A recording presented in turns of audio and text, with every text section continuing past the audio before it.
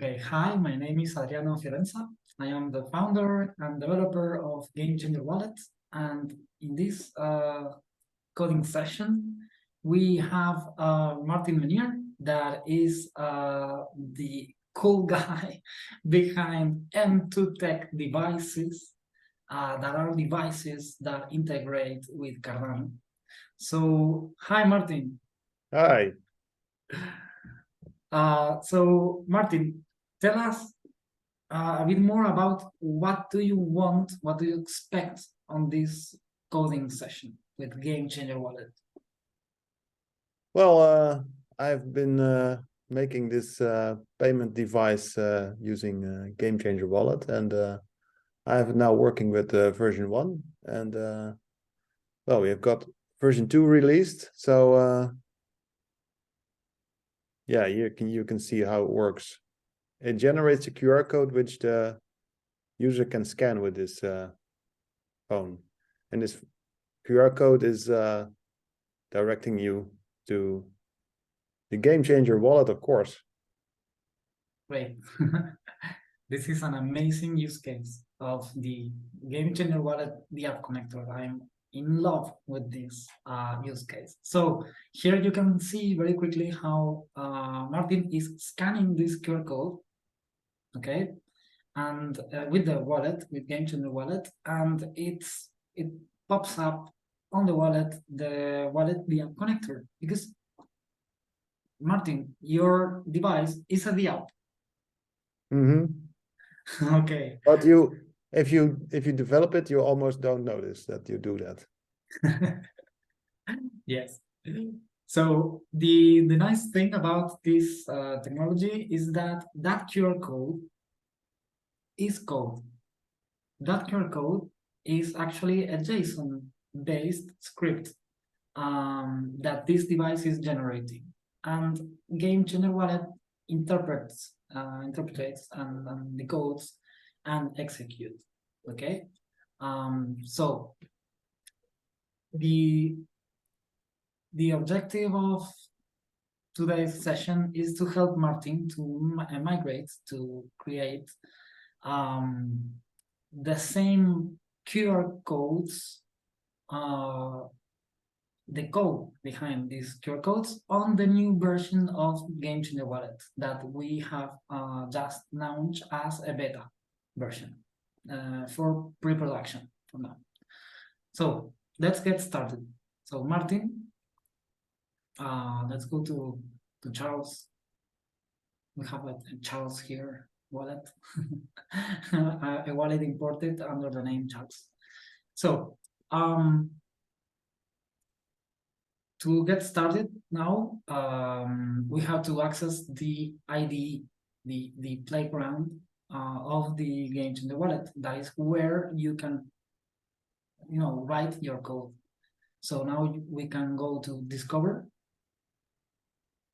I'm going to hide us a bit here. So we go to Discover, we go to Development Center, and then here we have the documentation of the API, and here we have the playground. And so here we have an example. You have all these demos here to start right away.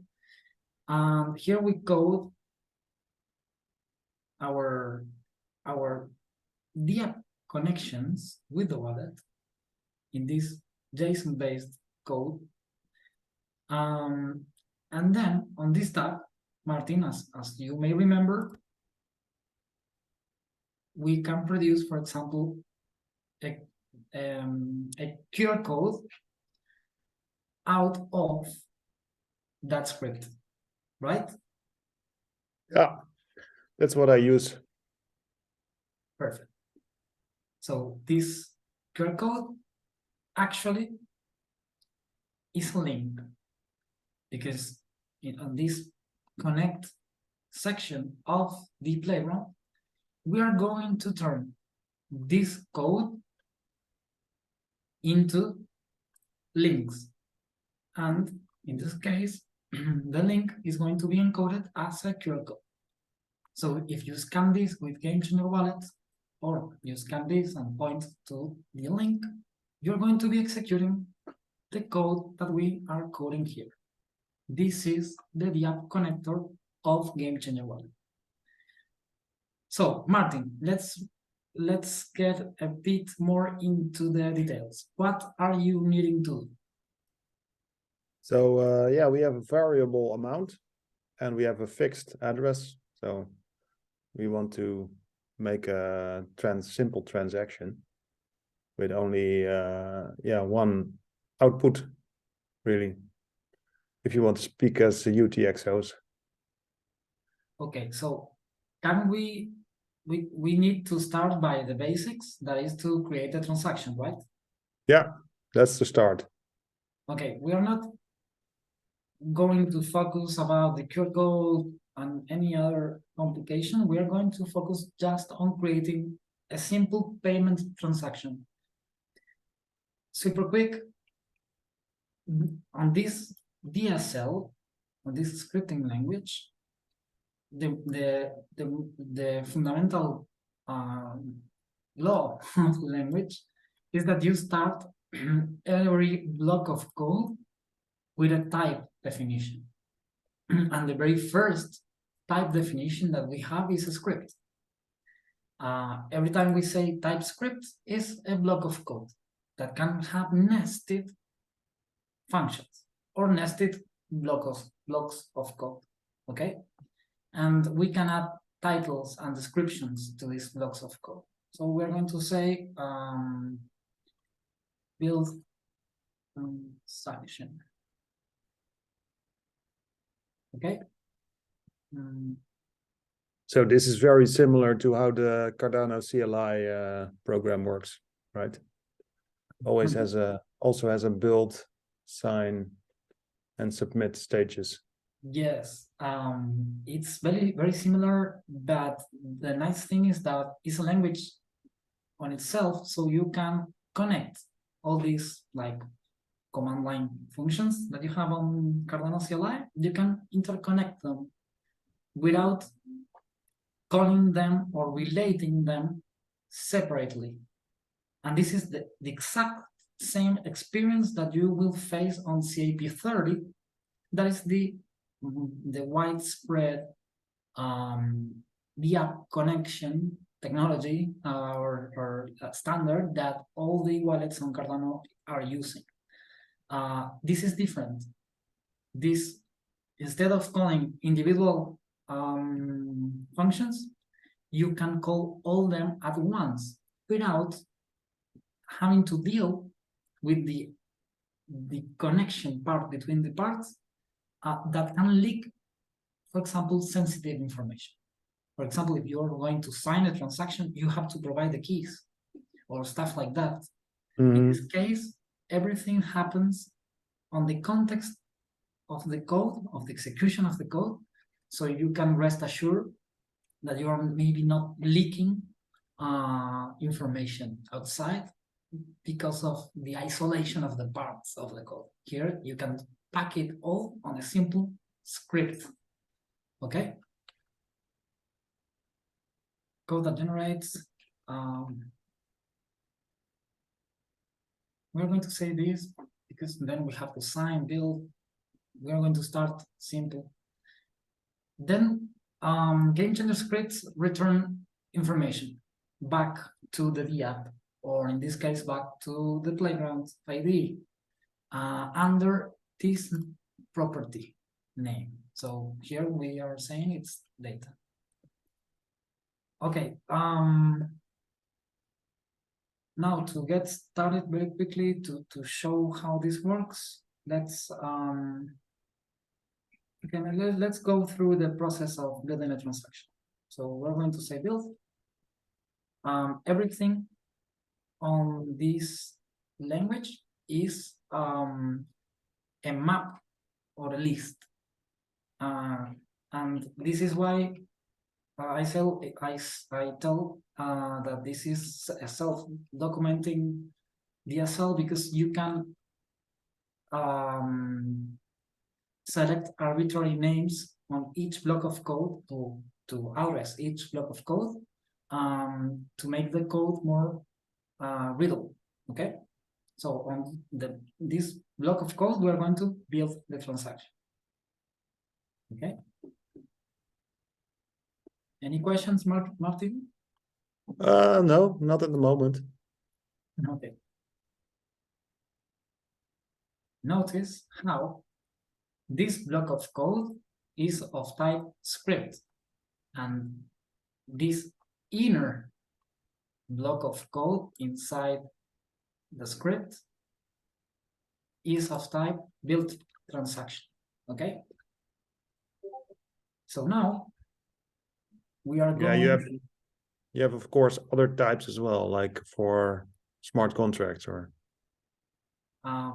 Yes, and this is based on JSON, so it's kind of relies on common JSON practices. So to build a transaction, we call the build transaction function, and we pass on this property named tx. We pass all the transaction features that we are going to be needing. Okay. And Martin, as you may know, you can do this.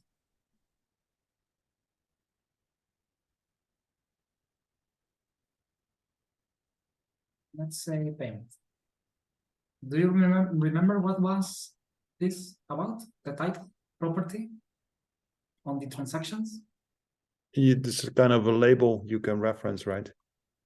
Yes, it's an on-chain labeling of transactions. So if you open this transaction on any other GameChanger wallet, you are going to read actually a title on the transaction. You're going to be yeah, it's part of the transaction data. yes, exactly.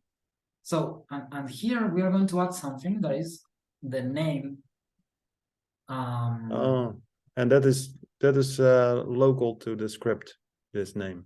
Yes, it's local to the script and actually local to your wallet. This is the name that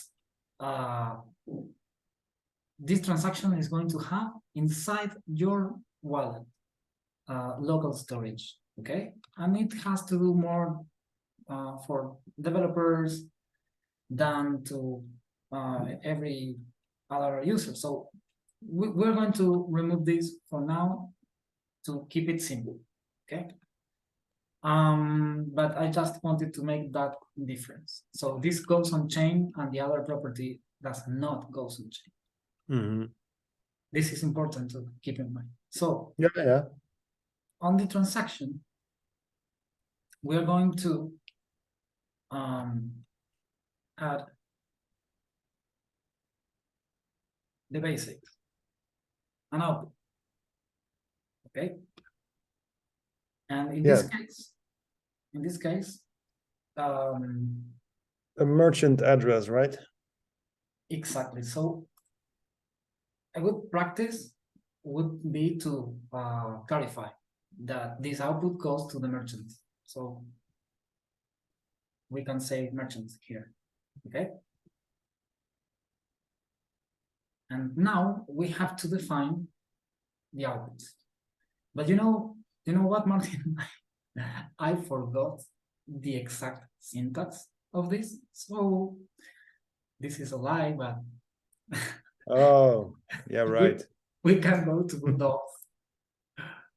We can go to the documentation and we can go to build, here, transaction builder. And we can go down to the transaction property, is what we are defining right now. And here we have all the transaction features available to use. We can check here the outputs. That is the property that we need. Okay. And if we go, for example, here, these are different ways to define an output, okay? A set of outputs, like using an array, using a numerical key map, or an alphanumerical key map, or macros that we are going to cover in this later. So if I go down, we have these properties: address, assets, and those that are more advanced. We need the address and the assets, okay? And on assets, we are going to use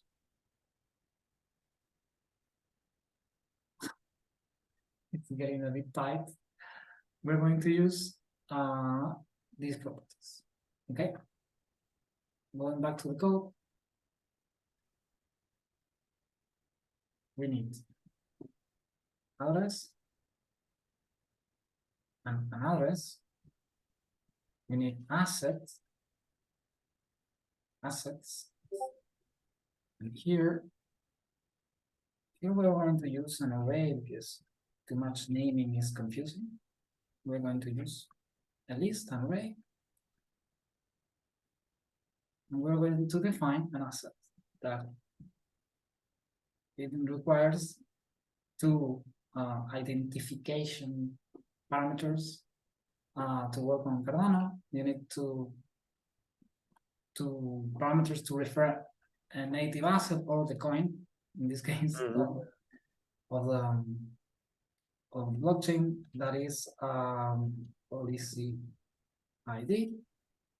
Okay, these all are strings, is text, and this one is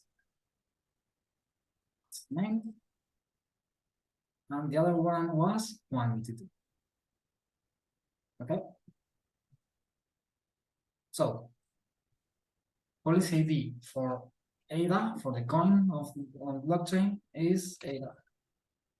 This is a special one. Asset name, ADA, the same. And quantity, here expressed on millions, because it's on the unit of the minimal unit you have. So in Lovelace. Exactly, Lovelaces. So here, one ADA actually is 1 million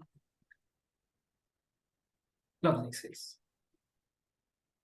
Okay? So we don't want one, maybe we can say 5 right now. And we need an address. Here we are on a Charles wallet, but we have here, for example, a Bob. Yeah, let's take Bob. Yes, we have a Bob wallet imported on other browser window. So we are going to paste the address here, Bob's address. Okay, now we are going to save this, just in cases, and we're going to run this code. And now this is the app connector of the wallet, and you can check the title we defined on the script section and the description that is here. Okay, here are the permissions that are going to be consumed on the execution of this code. And if I hit continue here, to recap, this is very similar, is actually what is going to happen on users' wallets, okay? Because this payment is going to be generated on users' wallets. Is that correct, Martin? That's yeah. That's the behavior you want. Yeah, the user imports the data with the QR code. Perfect. A decentralized payment solution. Okay, so continue. Now we have to provide the password of the wallet. And if everything goes okay, this is what happens. The script has ended its execution, and we have here some sections of the app connector that we can check. The most important one is transactions. Here is our transaction built, the one that makes the payment. Yeah, but it's not really submitted, right? Exactly, as it says here, is stored on local storage, okay? So it's not submitted, and actually it's not even signed.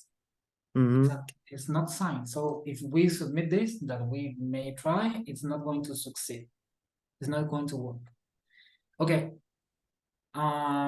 We have to remove temporal transactions that we are not actually going to use because they are locking the UTXOs. The inputs of these transactions are being reserved, booked, locked for these transactions while they exist on your local storage.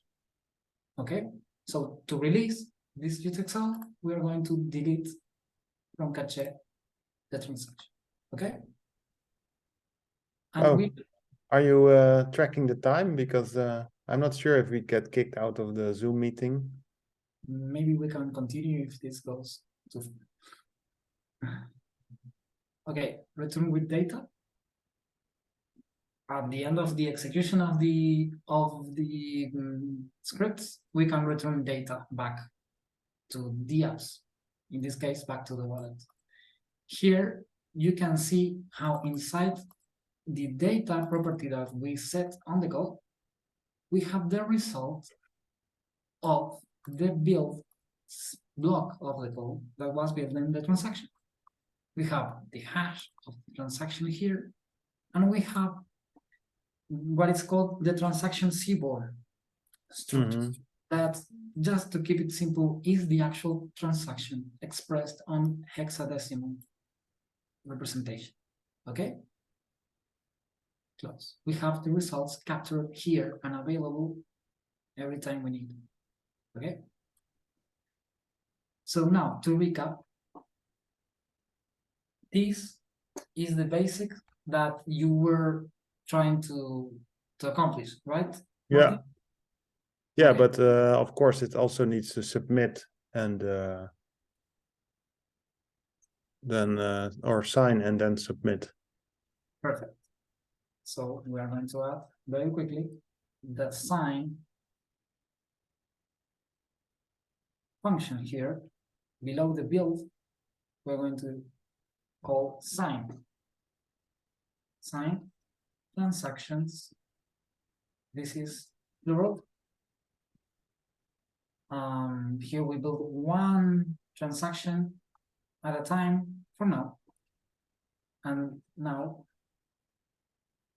we have to pass here the list of transactions, okay, of transaction seaboards. So this function is going to sign those transactions, and here we're going to use something called macro. Sorry, this goes this way. So first, clarify, we need to pass a list or a map like always, okay? And here, actually what we have to do to clarify is to pass this. We could be doing this and is valid. I don't know what's wrong. No, you copied the address, not the seaboard. Ah, you're right. Sorry, I need more coffee. But I selected this. Maybe I didn't use the right. Not the right button. Yes. So this is the same as you would, yeah. This is our objective. We have to pass the seaboard here. But and this is where this is different from CIP30, for example, or Cardano CLI, is that here we can automate the provision of that seaboard, for example, by using something called macro that is going to connect this block of code with the results of the upper block of code, the upper, whichever we need. So we start like this, and we are going to use the most common function here, that is get. We're going to get the results of the upper code, and this goes like this. Every result of every block of code is stored temporarily during the execution of the code on the cache variable, or the cache object in memory. And then we're going to start referencing the path, the block of code that we are interested in. In this case, it's called build. We name this build. So we are going to put build here. And the build block of code, as we have seen here, the build block of code on cache is going to return these two properties, right? So Yeah. we need to access transaction X. So here we are going to say dot transaction X. Ah. Okay. If it's pretty simple if you think about it. So now this should work. We're going to add here a trick.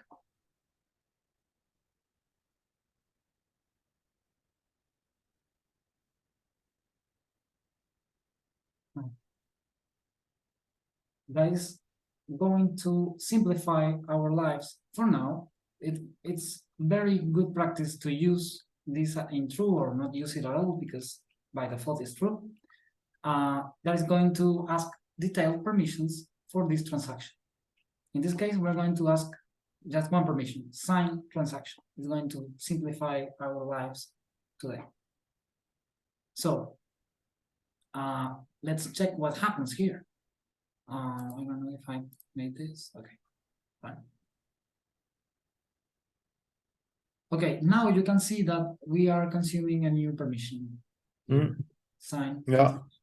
Okay, and it's in red because against the other, compared to the other parts of the code, this is the most critical part of the code, because it will require our private keys.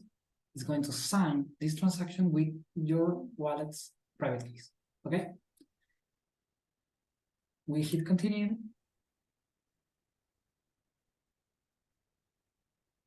And this is working. It's asking us now to sign the transaction.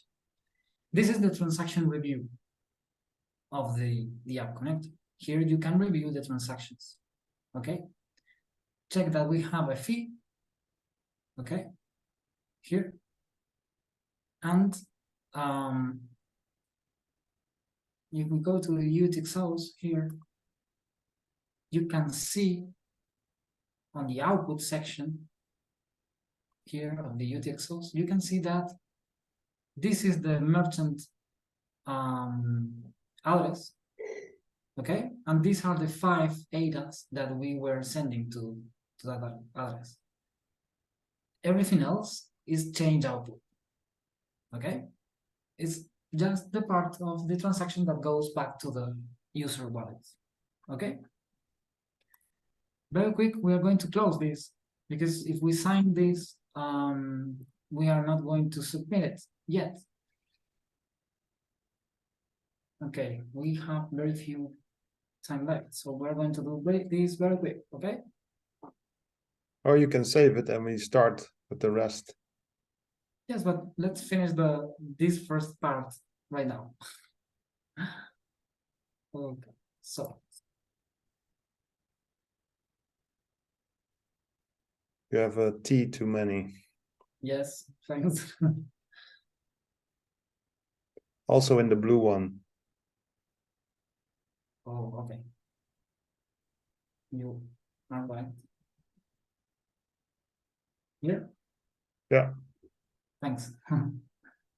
So here is this, is very similar. It's a very similar situation, but we are not going to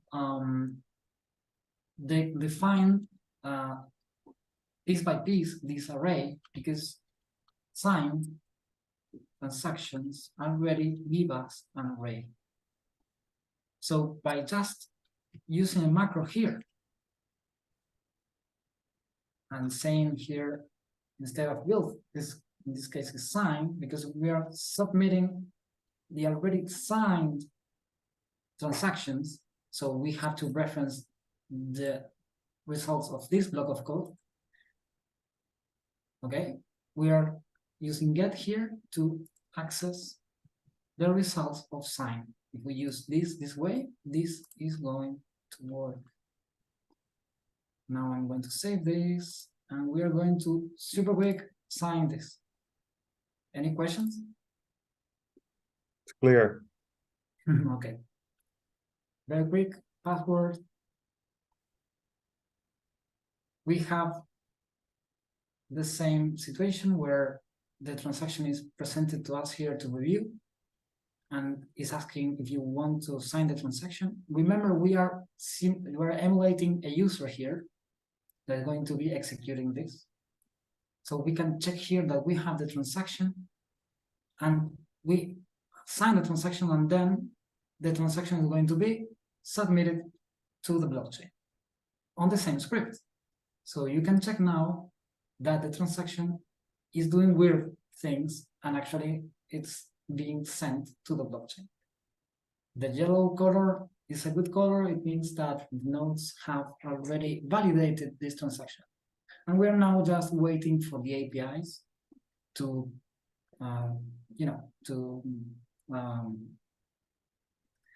aggregate this information.